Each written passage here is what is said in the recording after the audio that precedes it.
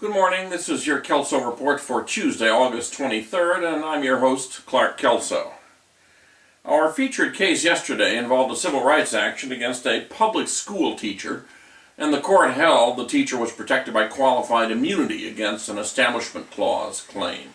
Today we start with two civil rights actions, both against police officers, where the Ninth Circuit held in both cases that the officers were not protected by qualified immunity. In our first case, Rosenbaum v. Washoe County, the police officer arrested the plaintiff, who was standing outside a fair, the state fair in Nevada, with his children, trying to sell promotional tickets to the fair that he had received for free from a radio station.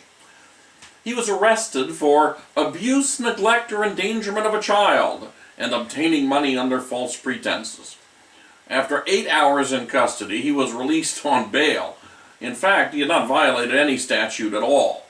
There is no law against scalping in Nevada, and no other charge applied to his conduct. There was no basis whatsoever for the abuse, neglect, or endangerment charges. Now, it is well established that an arrest without probable cause violates the Fourth Amendment, and can give rise to a claim for damages under Section 1983 of Title 42. Under the doctrine of qualified immunity, however, an officer who makes an arrest without probable cause may still be protected against a damages suit if the officer reasonably believed there to have been probable cause.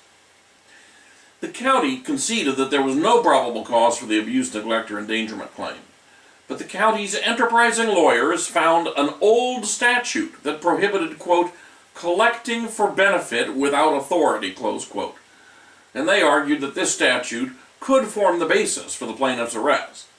At the very least, the county argued, the statute was ambiguous enough to support application of the doctrine of qualified immunity.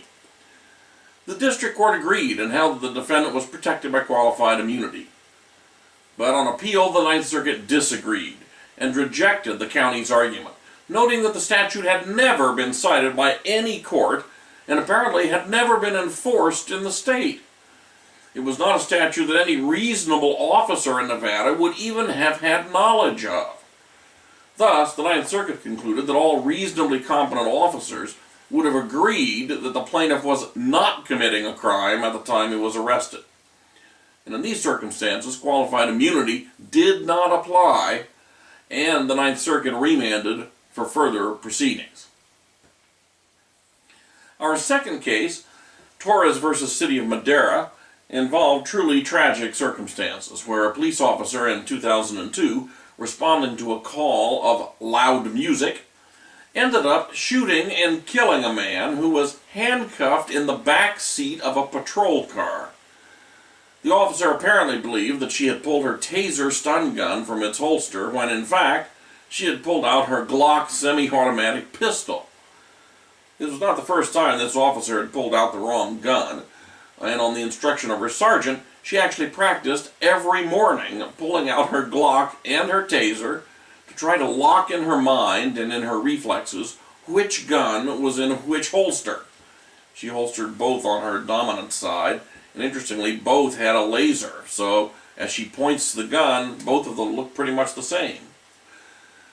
In addition, the suspect was already arrested, handcuffed, and in the back seat of a patrol car, and there was no suggestion that he was armed, that he was fleeing, or that he posed a threat to any officers or anyone else. In these circumstances, the Ninth Circuit concluded that use of the Glock was an unreasonable use of force which violated the Fourth Amendment, and that the law at the time made it clear that an unreasonable, though mistaken, use of excessive force violated the Fourth Amendment. Given these two findings, the officer was not entitled to qualified immunity. The Ninth Circuit remanded for further proceedings. That brings us to our one-liners for today. First, the area of torts. In Seabright Insurance Company versus U.S. Airways, the California Supreme Court held that employees of an independent contractor who are injured on a job cannot sue the party that hired the contractor to do the work, even when the party that hired the contractor failed to comply with workplace safety requirements concerning the precise subject matter of the contract, and the injury is alleged to have occurred as a consequence of that failure. By retaining an independent contractor, the party that hired the contractor has delegated to the contractor all torts duties it would otherwise owe to the contractor's employees to ensure the safety of the specific workplace that is the subject of the contract. In so holding, the California Supreme Court reversed the Court of Appeal, which had found that the defendant, U.S. Airways, had a non-delegable duty to ensure workplace safety consistent with Cal-OSHA regulations. Next, in the area of criminal procedure, in People v. Steele, the 3rd District held that the court clerk's mistake in stamping an information as received and then misfiling it, when it actually had been delivered by the district attorney's office for filing, did not result in the information being untimely under the 15-day rule, pursuant to which an information must be filed following a magistrate's holding order within 15 days. According to the 3rd District, the information was actually filed by the DA for timeliness calculations when it delivered the information to the court, even though the clerk failed to process the document correctly. So the court's error would not be visited upon the district attorney. In the criminal law field, in United States v. Parker, the defendant was convicted of going on a military base contrary to an order he had previously been given in the form of a barment letter to stay off the base. The Ninth Circuit reversed the conviction because the defendant had at all times stayed on a road that went through the base, and the road was jointly managed by the military and the county through an easement of use. The statute under which he had been convicted had been interpreted by the Ninth Circuit previously as applying only to those portions of a military installation over which the government has absolute ownership or exclusive rights to possession. In light of the easement of the county, the statute did not apply, and the conviction was reversed. We turn to remedies in the intellectual property area now.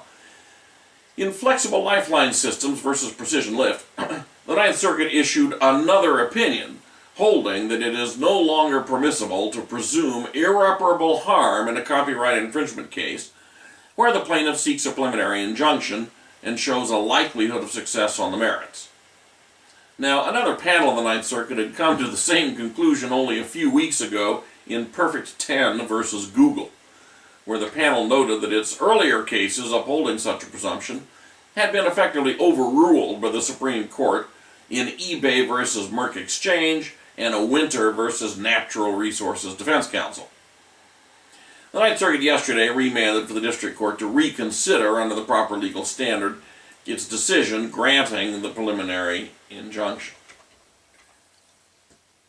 Next, in the area of class actions, in Stearns versus Ticketmaster, the Ninth Circuit gave one thumb up and one thumb down to 3 separate class actions against Ticketmaster, which were consolidated for appellate purposes. The plaintiffs claimed that Ticketmaster misled consumers who intended only to purchase tickets from Ticketmaster into inadvertently becoming committed to purchasing entertainment rewards services from another company, which charged customers a monthly service fee. Plaintiffs brought claims under California's Unfair Competition Law, Consumers Legal Remedies Act, and the Federal Electronic Fund Transfer Act. In a series of orders in these cases, the district courts had denied certification of the requested classes for a number of different reasons, and dismissed 2 of the 3 lawsuits in their entirety. The Ninth Circuit affirmed in part and reversed in part. Now, without getting into all the gory details, the district court had misinterpreted the reliance requirement under the Unfair Competition Law and had misapplied the notice requirement for a damages suit under the Consumer Legal Remedies Act. So the Ninth Circuit essentially remanded for further consideration of the class certification issues in light of the proper legal standards. We now have an interesting preclusion case in the criminal law context.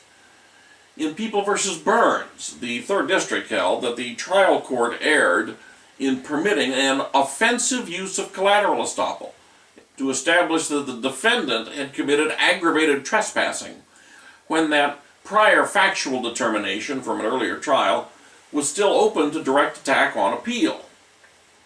The second trial had resulted from a hung jury on a felony count of using tear gas not in self-defense. And although it was error to use collateral estoppel in the retrial of the felony count, the court found that the error was harmless because on the facts it was not reasonably probable a verdict more favorable to the defendant would have resulted. But clearly, offensive use of collateral estoppel in a criminal context is disfavored, and in this context, where the first trial was still open to appeal, collateral estoppel was not available as a matter of law.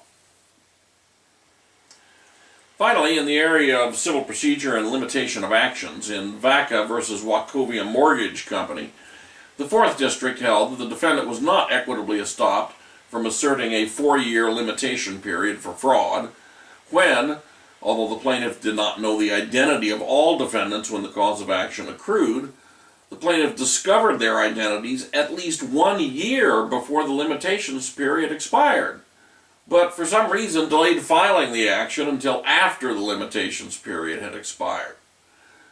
This was not a case of tolling of the limitation period. This was clearly, as the court said, a case of equitable estoppel applying. But for equitable estoppel to apply, the plaintiff has to have acted reasonably. And there was no explanation for that 1-year delay. So the court held the defendant was not equitably estopped, and the case was dismissed on a limitations basis. Well, that's it for today's Kelso Report. I'm your host, Clark Kelso. Have a great day in the law.